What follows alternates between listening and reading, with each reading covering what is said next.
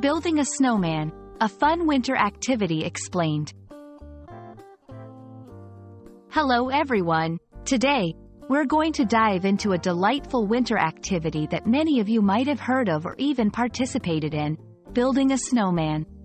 This activity is not only a popular pastime during the snowy months but also a great way to understand English culture and expressions related to winter.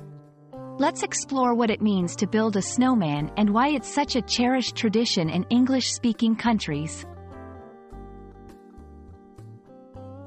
Building a snowman involves rolling and stacking snow into a large, medium, and small ball to form a figure that resembles a person. This activity is common in places where it snows because it requires a good amount of fresh, sticky snow. The three snowballs serve as the snowman's bottom, torso, and head. People often decorate their snowmen with items like carrots for noses, sticks for arms, and stones or coal for eyes and buttons, bringing the snowy figure to life. Snowmen are more than just snow sculptures. They're a symbol of winter joy and creativity. They appear in various aspects of winter celebrations, including Christmas decorations and winter festivals. The tradition of building snowmen has been around for centuries, serving as a source of fun and a way for communities to come together during the cold months. Snowmen also frequently appear in media, stories, and songs, emphasizing their role in winter culture and festivities.